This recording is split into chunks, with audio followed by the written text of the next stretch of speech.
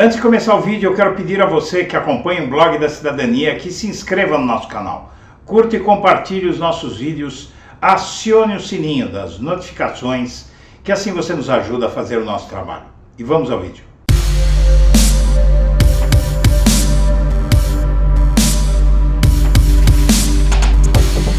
Bom dia, senhoras e senhores. Hoje é 1º de fevereiro de 2023, são 8 horas da manhã. E começa a nova legislatura no Congresso Nacional. Vamos começar por uma matéria do jornal Folha de São Paulo, que está se espalhando por aí, mas que tem um dado que muita gente não viu.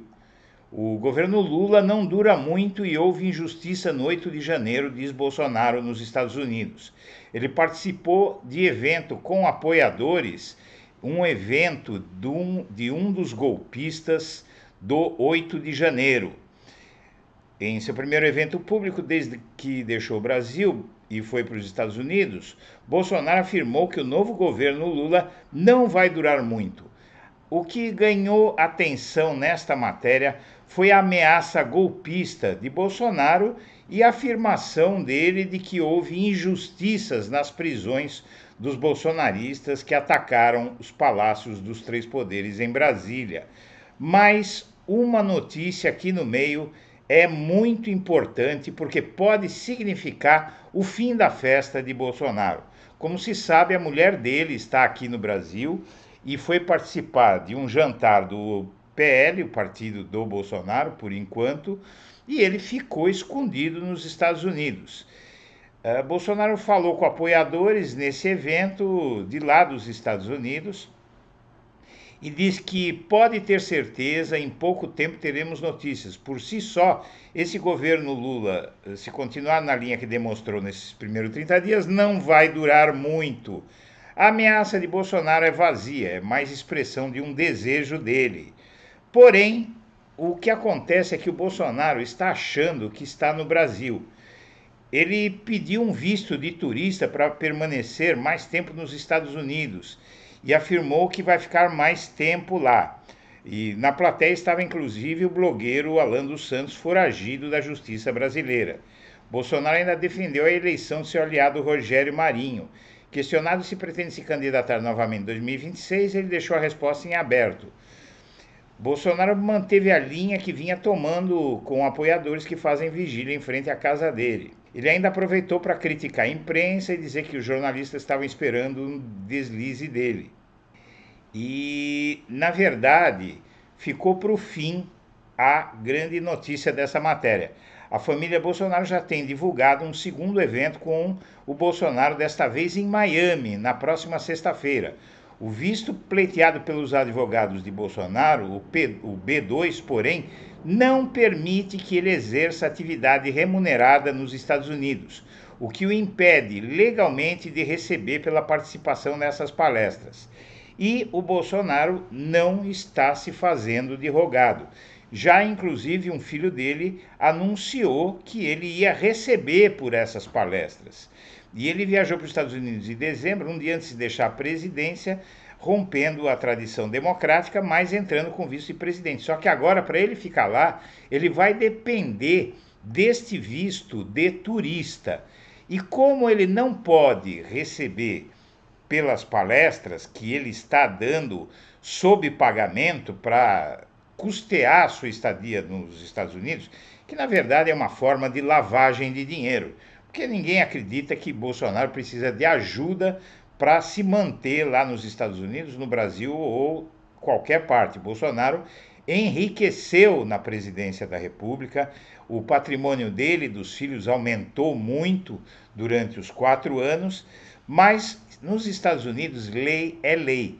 E o Bolsonaro já havia avisado, inclusive o Valdemar Costa Neto, presidente do partido Bolsonaro, já havia anunciado que ele ia ser pago pelas palestras nos Estados Unidos, que ele já começou a dar. Os Estados Unidos o governo americano, mais especificamente a imigração americana, na hora de conceder esse visto, vai querer saber sobre essas palestras remuneradas.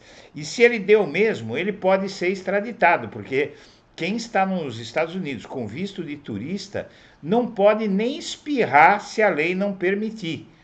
Então, ao trabalhar nos Estados Unidos sem visto que permita trabalho, Bolsonaro vai ser sumariamente expulso do país. Não fica bem chamar Lula de ladrão, diz o candidato bolsonarista a comandar o Senado. Bolsonarista Bibo Nunes entrou na disputa pela liderança da oposição na Câmara e 2 dias antes da posse criticou a postura do presidente. Candidato à liderança da oposição na Câmara dos Deputados, o bolsonarista Bibo Nunes, do PL do Rio Grande do Sul, disse que será oposição democrática ao governo Lula e que a postura dos seus 2 oponentes, Zambelli e Carlos Jordi, levam o debate para baixo nível e diz que não fica bem xingar o Lula. E o candidato Bolsonaro no Senado, disputa hoje, a eleição será hoje no Senado, e ele quer frear a ingerência do STF, não com pedidos de impeachment. O que ele quer, na verdade, é uma outra medida. Ele vai recorrer a projetos de decreto legislativo contra o STF, que em tese teriam poder de estabelecer regras para o STF e de coibir os ministros que queiram incomodar o governo. Damares Salles, Daniel Silveira, quais bolsonaristas tomam posse hoje? Alguns dos piores não se elegeram. Veja que os nomes que o bolsonarista elegeu que tomam posse hoje, a gente sabe mais ou menos quais são, não é? Mas há vários deles que não se elegeram. Daniel Silveira não se elegeu, aquele a quem do Bolsonaro evitou que fosse preso, deu a graça presidencial.